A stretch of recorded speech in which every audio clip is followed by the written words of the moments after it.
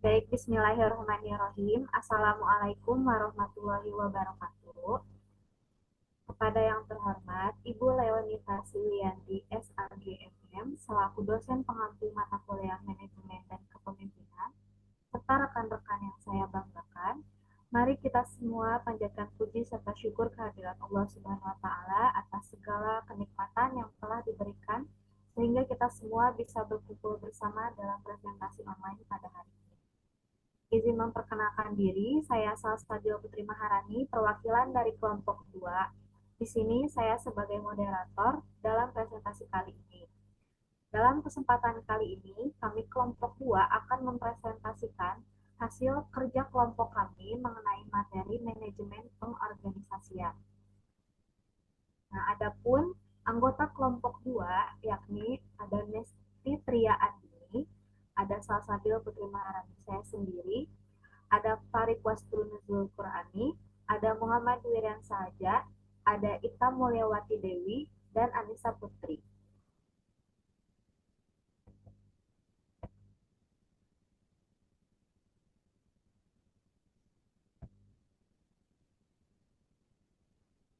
Selanjutnya, topik pembahasan yang akan dibahas dalam presentasi kali ini, yaitu yang pertama ada definisi pengorganisasian, yang kedua ada tujuan pengorganisasian, yang ketiga ada proses pengorganisasian, yang keempat ada prinsip-prinsip pengorganisasian, yang kelima ada manfaat pengorganisasian, yang keenam ada tantangan dalam pengorganisasian, yang ketujuh ada kasus pertama tentang pemalsuan tanda tangan oleh staf Kementerian PUPR di Probolinggo pada Desember 2022. Lalu yang kedelapan ada kasus kedua tentang pelanggaran etika profesi hukum oleh Firdaus Owibowo terjadi pada 6 Februari 2025. Selanjutnya, eh, langsung saja kita ke penyampaian materi yang pertama. Sini yang pertama ada definisi pengorganisasian. Nah, pengorganisasian dapat didefinisikan sebagai proses menyusun dan mengatur sumber daya manusia, modal dan peralatan untuk mencapai tujuan organisasi secara efisien. Hal ini melibatkan pembagian kerja di antara anggota tim, penetapan hubungan antar pekerjaan, serta penyediaan lingkungan kerja yang mendukung. Nah, jadi pengorganisasian juga melibatkan pembentukan hierarki atau garis wewenang dan tanggung jawab masing-masing. Dengan kata lain, proses ini menentukan misalnya siapa melapor kepada siapa, siapa yang bertanggung jawab atas apa, dan bagaimana koordinasi antar tim atau departemen yang dilakukan. Terus selanjutnya ada tujuan pengorganisasian. Yang pertama ini meningkatkan efisiensi operasional dengan membagi tugas-tugas besar menjadi lebih kecil dan terkelola. Artinya dengan membagi tugas-tugas kecil atau besar ini tuh menjadi unit-unit kerja yang lebih kecil dan spesifik gitu. Jadi organisasi itu dapat meningkatkan fokus dan produktivitasnya. Nah, pembagian kerja ini tuh mempermudah pelaksanaan tugas dan memungkinkan spesialisasinya yang pada akhirnya tuh meningkatkan efisiensi kerja secara keseluruhan. Dan yang kedua ada menyusun struktur organisasi yang jelas agar setiap anggota memahami peran dan tanggung jawab mereka. Nah, struktur organisasi yang jelas memungkinkan jadi setiap anggota itu memahami posisi, tugas dan tanggung jawab mereka dalam organisasi tadi. Nah, hal ini tuh untuk mencegah uh, tumpang tindih pekerjaan dan meminimalisir konflik antar individu atau tim. Nah, struktural ini juga membantu dalam pengambilan keputusan dan alur komunikasi yang lebih terarah. Lalu selanjutnya mengoptimalkan penggunaan sumber daya dengan memastikan bahwa setiap individu ditempatkan pada posisi yang sesuai dengan kemampuan mereka. Maksudnya ini penempatan individu sesuai dengan kompetensi dan keahliannya. Jadi biar membuat pekerjaannya tuh dapat diselesaikan secara maksimal. Jadi dengan demikian tidak hanya manusia, tapi juga peralatan dan dana yang tersedia itu bisa digunakan secara efisien dan tepat sasaran. Nah, selanjutnya ini ada proses pengorganisasian. yang akan disampaikan oleh Ita Mulyawati Dewi. Waktu dan layar dipersilakan. Baik, terima kasih kepada moderator. Di sini saya akan menjelaskan mengenai proses pengorganisasian. Karena tadi pengorganisasian adalah proses menyusun atau memanage atau mengatur sebuah kegiatan atau sebuah pencapaian yang ingin dituju. Di sini juga ada beberapa tahap prosesnya. Yang pertama yaitu identifikasi tujuan. Karena di sini kita akan memanajemen gitu, mengatur dan juga menyusun. Nah, kita tuh harus tahu nih tujuan dari hal itu semua tuh kita mau apa dan lanjut deskripsi pekerjaan. Kalau misalnya kita udah tahu tujuannya seperti apa, dan kita juga pasti akan mengetahui bagaimana kebutuhan dari setiap pekerjaan. Nah, kalau misalnya setiap pekerjaannya sudah ada, kita pasti udah tahu dong deskripsi dari pekerjaan itu seperti apa. Nah, kita membutuhkan hal itu. Dan juga di sini ada klasifikasi aktivitas. Karena tadi pengorganisasian itu bisa didefinisikan sebagai merancang, menyusun. Nah, klasifikasi aktivitas ini perlu dibuat. Kenapa perlu dibuat? Karena supaya tahu step by stepnya seperti apa. Dan juga di sini penunjukan sumber daya. Karena kita mempunyai dalam organisasi itu ataupun dalam sebuah perusahaan punya sumber daya, nah disitulah kita memerankan sumber daya kita dengan deskripsi pekerjaan masing-masing yang sesuai dengan potensinya masing-masing. Selanjutnya,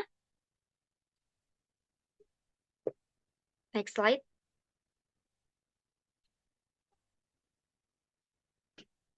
Di sini ada prinsip-prinsip pengorganisasian, yaitu pembagian kerja yang memastikan bahwa tugas dibagi secara efektif dan juga meningkatkan spesialisasi.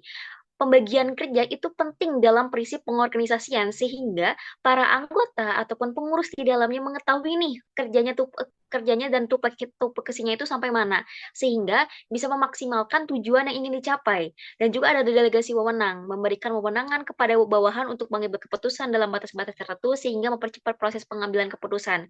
Yang namanya pengorganisasian merencanakan, menyusun perlu adanya musyawarah.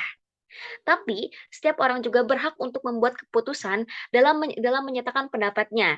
Dan juga yang terakhir koordinasi, penting sekali koordinasi dalam sebuah perancangan, penyusunan, pembuatan karena koordinasi ini akan saling bertautan, akan saling berkorelasi. Sehingga hal ini bisa mengintegrasikan berbagai fungsi dan departemen agar bekerja sama menuju tujuan yang bersama menuju tujuan yang bersama. Di sini koordinasi itu penting. Banyak sekali evaluasi yang dimana evaluasi itu tersebut menyatakan bahwa kurangnya koordinasi antara divisi ini dengan divisi ini dengan divisi ini sehingga apa yang dihasilkan adalah tujuan tidak tercapai dan apa yang dijalankan pun tidak efektif. Selanjutnya, manfaat dari pengorganisasian saya percaya dan dengan rekan-rekan saya percaya bahwa disiplin ilmu itu entah itu disiplin ilmu apapun itu termasuk pengorganisasian pasti mempunyai beberapa manfaat bukan hanya beberapa manfaat tapi banyak. Secara umum, manfaat pengorganisasian itu meningkatkan produktivitas melalui pembagian tugas yang jelas. Jelas, kalau misalnya tupoksi tugasnya itu sudah diatur dengan jelas dan sesuai dengan kemampuan, itu akan meningkatkan produktivitas dalam sebuah organisasi ataupun sebuah perusahaan. Dan juga mengurangi tumpang tindih tanggung jawab sehingga menghindari kebingungan di antara anggota tim. Jelas kalau misalnya tupoksi dari setiap anggota sudah tahu, tidak ada lagi nih tumpang tindih tanggung jawab. Karena masing-masing mempunyai tanggung jawabnya masing-masing, masing-masing mempunyai tupoksinya masing-masing sehingga tidak mengambil tupoksi orang lain. Dan juga memfasilitasi komunikasi yang lebih baik dalam organisasi yang penting untuk kolaborasi penyelesaian masalah. Jelas, kalau misal memang ada perencanaan, penyusunan akan ada komunikasi step by step yang sangat berkorelasi sehingga akan saling berkolaborasi tanpa harus menimbulkan permasalahan. Selanjutnya, ada tantangan dalam pengorganisasian. Jelas dari manfaat, juga ada beberapa tantangan dalam pengorganisasian. Kenapa ada tantangan? Karena dalam mengorganisasi, sebuah kumpulan itu pasti mempunyai kepala yang berbeda-beda. Dalam artian, setiap kepala mempunyai background yang masing-masing, mempunyai experience-nya masing-masing. Karena berbeda tadi, otomatis akan ada tantangan. Yang pertama itu tantangan perubahan lingkungan eksternal yang cepat, yang sehingga internalnya harus mempunyai fleksibilitas dalam struktur organisasi, dan juga resistensi dari karyawan terhadap perubahan struktural atau prosedur baru. Kesulitan dalam memastikan bahwa semua anggota tim memahami dan menjalankan peran mereka dengan baik. Nah, itu yang tadi. Karena kalau misalnya koordinasinya itu kurang, kalau koordinasinya kurang, anggota tim itu agak sulit memahami dalam menjalankan peran mereka dengan baik. Dan juga tadi ada perubahan lingkungan eksternal yang cepat. Kita kan dalam misalnya dalam internal organisasi atau sebuah tim bisa aja tidak ada perubahan. Tapi kalau misalnya untuk mencapai tujuan yang sama, kalau semisal dari eksternalnya ada bukan sebuah serangan apa ya disebutnya, ada sebuah perubahan terhadap internal. Nah, internal harus bisa siap mau tidak mau untuk fleksibilitas beradaptasi dengan dengan dinamika eksternal yang baru. Sekian, terima kasih. Saya kembalikan kepada moderator.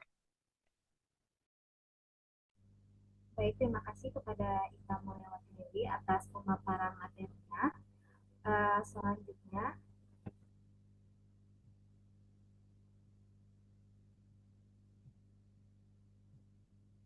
Selanjutnya ada kasus pertama tentang pemalsuan tanda tangan oleh staf Kementerian PUPR di Probolinggo pada Desember 2022 yang akan disampaikan oleh Nesti Triandini. Waktu dan Maya, dipersilakan.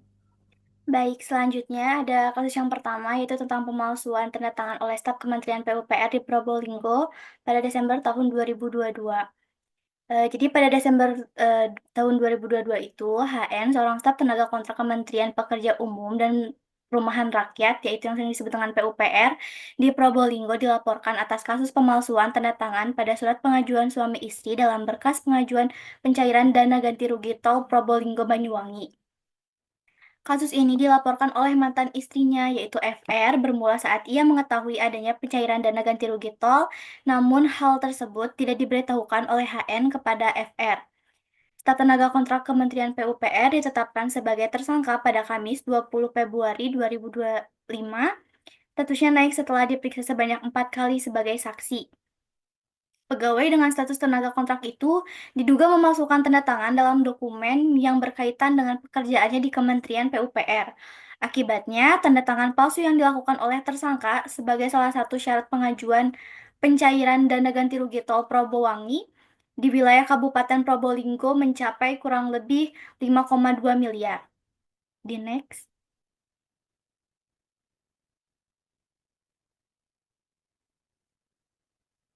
Selanjutnya ada segi etika. Tindakan yang dilakukan oleh HN mencerminkan pelanggaran yang sangat serius terhadap etika pribadi maupun profesional.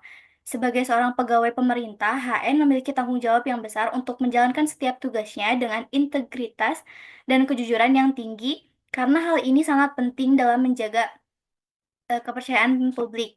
Pemalsuan tanda tangan yang dilakukan oleh HN, terutama dalam konteks pencairan dana publik, tidak hanya menunjukkan tindakan yang tidak etis, tapi juga memperlihatkan adanya penyalahgunaan wewenang yang sangat merugikan. Tindakan ini menciptakan dampak buruk tidak hanya bagi pihak-pihak terkait, tetapi juga mengganggu reputasi lembaga pemerintah secara keseluruhan. Ketidakjujuran seperti ini jelas merugikan orang lain, termasuk mantan istrinya dan negara yang seharusnya dilindungi.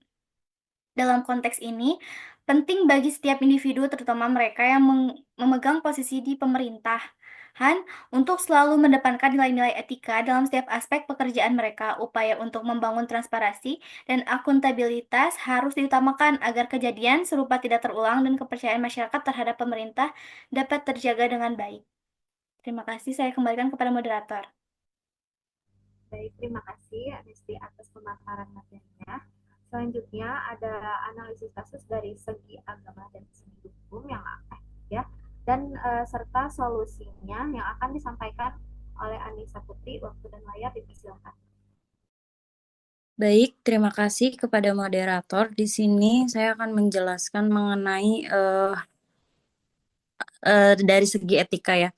Nah, dalam ajaran Islam, kejujuran merupakan nilai utama yang harus dijunjung tinggi. Karena pemalsuan tanda tangan ini tentu sangat merugikan orang lain.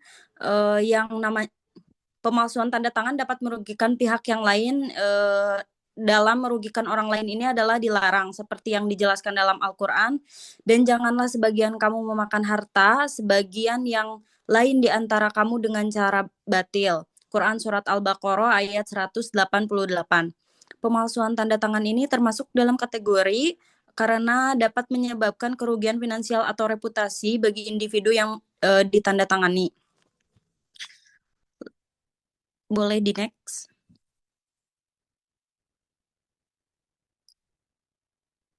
Lalu ada dari segi hukum. Segi hukum pemalsuan tanda tangan ini adalah tindakan manipulasi atau mengubah tanda tangan seseorang tanpa izin untuk keperluan tanda tangan atau memproduksi tanda tangan palsu yang tampak asli. Di Indonesia, pemalsuan tanda tangan diatur dalam pasal 263 ayat 1 Kitab Undang-Undang Hukum Pidana KUHP. Pasal ini menyebutkan bahwa perbuatan pemalsuan surat yang dapat menimbulkan hak, perikatan, atau pembebasan utang dengan maksud untuk digunakan seolah-olah asli, diancam dengan pidana penjara paling lama 6 tahun. Jika surat yang dipalsukan adalah akta, otentik, atau dokumen resmi lainnya, ancaman hukuman dapat meningkat hingga 8 tahun penjara sesuai pasal 264 KUHP. Lalu selanjutnya ada solusi menurut mahasiswa. Solusi menurut mahasiswa di sini ada ada peningkatan pengawasan internal, yaitu pengawasan internal adalah langkah penting untuk mencegah penyalahgunaan wewenang oleh pegawai pemerintah. Nah, berikut adalah detail langkah yang dapat dilakukan, yaitu pertama, penguatan aparat pengawasan intern pemerintah. APIP ini merupakan lembaga yang bertugas mengawasi jalannya pemerintah agar sesuai dengan aturan yang berlaku. Mahasiswa dapat mendorong pemerintah untuk memperkuat peran APIP ini melalui peningkatan kapasitas sumber daya manusia, baik dari segi kompetensi teknis maupun integritas moral. Hal ini dapat dilakukan juga melalui pelatihan rutin, sertifikasi profesi, dan pengawasan berbasis teknologi. Ada juga pemanfaatan teknologi untuk pengawasan. Nah, sistem pengawasan manual seringkali memiliki celah yang memungkinkan terjadi penyalahgunaan. Oleh karena itu, pengawasan berbasis teknologi seperti sistem informasi manajemen keuangan yang terintegrasi dapat membantu memantau alur anggaran secara real time. Teknologi ini memungkinkan deteksi dini terhadap kejanggalan dalam laporan keuangan. Lalu ada juga penguatan sistem verifikasi. Sistem verifikasi yang kuat dapat mencegah manipulasi data atau dokumen dalam proses administrasi dan pencairan dana.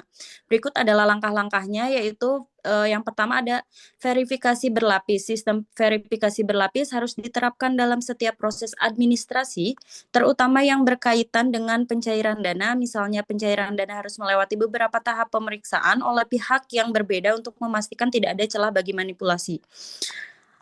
Ada juga digitalisasi dokumen. Dokumen-dokumen penting seperti surat keputusan, laporan keuangan, dan bukti transaksi harus didigitalisasi untuk mempermudah validasi dan mengurangi resiko pemalsuan dokumen. Digital juga lebih mudah dilacak jika terjadi penyimpangan. Lalu ada juga transparansi proses. Transparansi proses ini adalah kunci utama dalam mencegah penyalahgunaan wewenang karena memungkinkan publik untuk ikut serta dalam pengawasannya. Ada publikasi informasi secara terbuka, yaitu semua proses administrasi terutama yang berkaitan dengan penggunaan anggaran publik harus dipublikasikan secara terbuka melalui situs web resmi pemerintahan atau platform digital lainnya. Lalu yang terakhir ada penegakan hukum yang tegas. Nah, penegakan hukum yang tegas ini tuh terhadap pelaku pelanggaran menjadi langkah akhir, tetapi sangat penting untuk menciptakan efek jera. Ada pemberian sanksi tegas, pelaku penyalahgunaan wewenang harus diberikan sanksi yang tegas sesuai dengan hukum yang berlaku. Sanksi ini tidak hanya berupa hukuman pidana, tetapi juga sanksi administratif seperti pemecatan atau pencabutan hak pensiun. Lalu ada kolaborasi dengan aparat penegak hukum. Pemerintah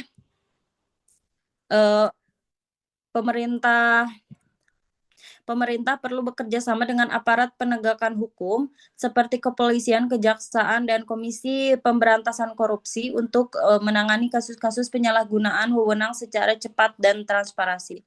Mungkin cukup sekian dari saya. Mohon maaf apabila banyak kesalahan. Terima kasih. Saya kembalikan kepada moderator.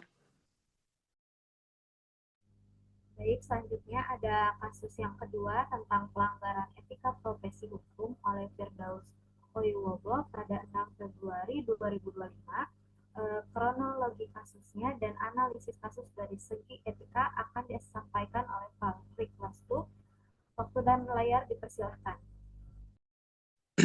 Baik ya, tanpa salam saya ucapkan terima kasih kepada moderator yang telah menyempatkan saya untuk menjelaskan lebih lanjut terkait kasus kedua ini gitu. Nah, pertama-tama saya akan menjelaskan gitu kenapa saya tuh mengangkat kasus ini gitu, kasus Firdaus Oibowo gitu. Yang tengah viral pada tanggal 6 Februari waktu itu tahun 2025. Nah, kasus ini tuh sebetulnya ada sebuah korelasi dengan pengorganisasian. Nah, kenapa? Karena di sini tuh pengorganisasian dan juga kasus Firdaus ini tuh saling berkaitan erat dengan etika profesi hukum. Nah, dan di sini tuh telah memicu diskusi baik itu di kalangan akademisi hukum. Tindakan Firdaus ini tuh saya tidak akan lebih menjelaskan kronologi dari awal sampai pun akhir, akan tetapi saya akan lebih mengerucutkan kepada tindakan etikanya gitu, dan juga korelasinya terhadap pengorganisasian. Nah, tindakan Firdaus ini yang naik ke meja sidang jelas itu melanggar prinsip-prinsip dasar etika profesi advokat. Nah, dalam konteks ini gitu, ada beberapa poin penting yang saya analisis. Yang pertama itu adalah pelanggaran terhadap kehormatan pengadilan. Nah, salah satu prinsip utama dalam etika profesi advokat itu adalah penghormatan terhadap pengadilan sebagai institusi penegak hukum. Nah, tindakan Firdaus ini tuh yang naik ke meja dapat dianggap sebagai bentuk penghinaan terhadap pengadilan, yang nama lainnya itu contempt of court. Nah, karena mencerminkan sikap yang tidak hormat terhadap hakim dan melanggar tata tertib persidangan, dalam dunia hukum, ruang sidang itu adalah tempat yang sakral di mana semua pihak itu harus tunduk pada aturan yang berlaku. Terus yang kedua analisisnya itu adalah ketidakpatuhan terhadap kode etik. Nah, kenapa ada kode etik? Nah, di sini baru ada korelasi terhadap pengorganisasian. Nah, dalam pengorganisasian itu ada etik. Nah, apa itu kode etik itu kan? Nah, karena yang melanggarnya itu adalah seorang advokat, maka kode etiknya juga diatur oleh organisasi advokat Indonesia. Nah, kode etik advokat Indonesia ini tuh mewajibkan setiap advokat ini tuh untuk bersikap profesional dalam menjalankan tugasnya. Tindakan emosional seperti yang dilakukan Firdaus ini tuh menunjukkan kurangnya pengendalian diri dan pelanggaran terhadap norma-norma yang seharusnya itu dijunjung tinggi oleh seorang advokat. Nah, hal ini juga mencoreng citra profesi advokat di mata publik. Nah, jadi saya sebagai mahasiswa hukum, kita perlu merenungkan implikasi dari kasus ini. Dalam konteks pembelajaran kita tentang etika profesi, kasus Firdaus Owibowo ini tuh menunjukkan betapa pentingnya pengendalian diri dan pemahaman mendalam tentang tanggung jawab moral seorang advokat. Dalam situasi yang penuh tekanan sekalipun, seorang advokat itu harus mampu menjaga sikap profesional demi menjaga wibawa lembaga peradilan dan martabat dirinya sendiri. Nah, jadi tindakan Firdaus Owibowo ini tuh dalam insiden ini jelas merupakan pelanggaran serius terhadap etika profesi advokat. Sebagai saya yang mengangkat isu ini tuh, kita juga diharapkan bisa belajar gitu bahwa menjadi seorang advokat ataupun mahasiswa yang berada di dalam organisasi itu bukan hanya soal memenangkan sesuatu perkara atau membela kebenaran dengan segala cara, tetapi juga tentang menjunjung tinggi integritas dan etika itu dalam pengorganisasian. Mungkin hanya cukup segitu yang bisa saya jelaskan terhadap kasus ini. Saya kembalikan kepada moderator. Terima kasih.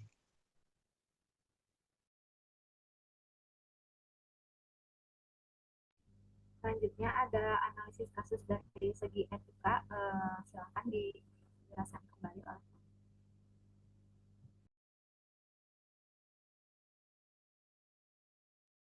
Baik, terima kasih kepada moderator.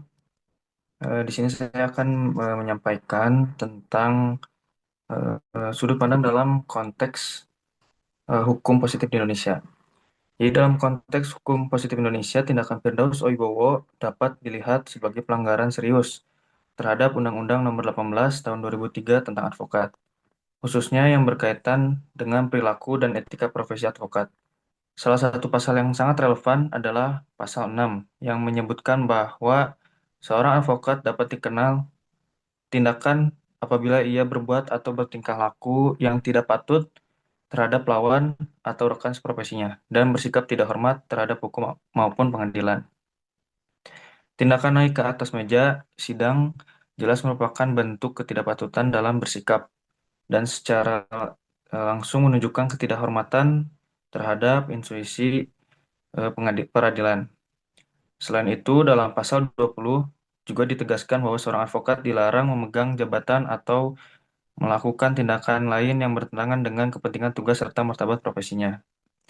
Lalu dalam sudut pandang agama Islam, dalam pandangan agama Islam, tindakan tersebut juga bertentangan dengan nilai-nilai moral Islam. Dalam surah An-Nisa ayat 135, Allah memerintahkan kita untuk menjadi penegak keadilan. Apalagi seorang muslim yang berkecimpung di bidang hukum, wajib menjaga kehormatan, kesabaran, dan integritas. Aksi tidak terpuji di ruang sidang menunjukkan bahwa nilai-nilai akhlakul karimah belum dijadikan fondasi utama dalam bersikap. Lalu solusi dari kami para mahasiswa yang pertama menekankan pentingnya mematuhi tata tertib pengadilan, mengadakan evaluasi dan pelatihan ulang bagi advokat oleh organisasi profesi, mendorong penggunaan mekanisme hukum formal seperti banding atau keberatan, bukan aksi fisik.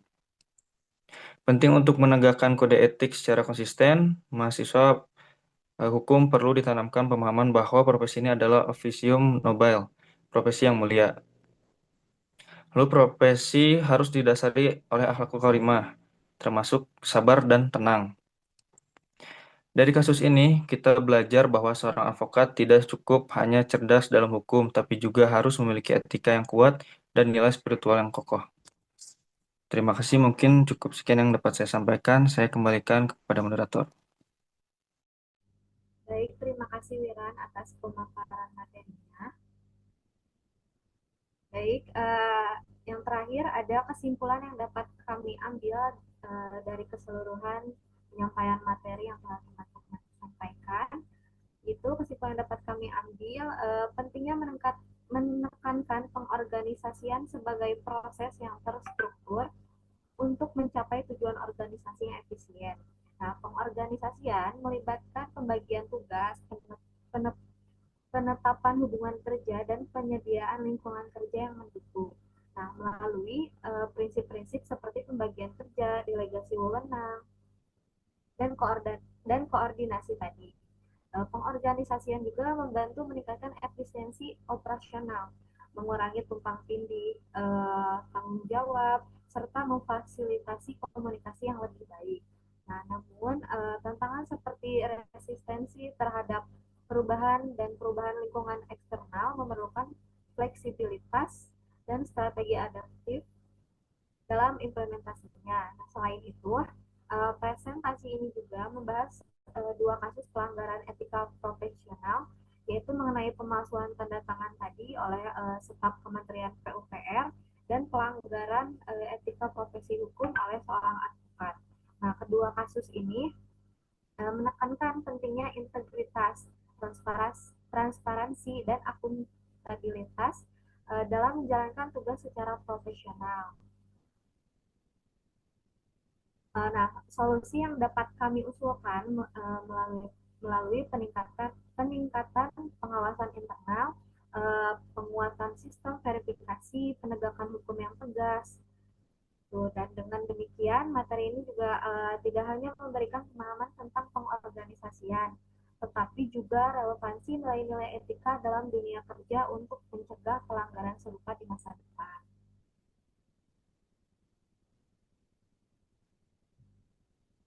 Nah, mungkin cukup sekian ya. Terima kasih kepada rekan-rekan kelompok 2 yang telah menyampaikan materi pada presentasi kali ini. Semoga materi ini dapat bermanfaat bagi kita semua dan mohon maaf bila masih banyak kekurangan. Sekian dari kelompok 2. Wassalamualaikum warahmatullahi wabarakatuh.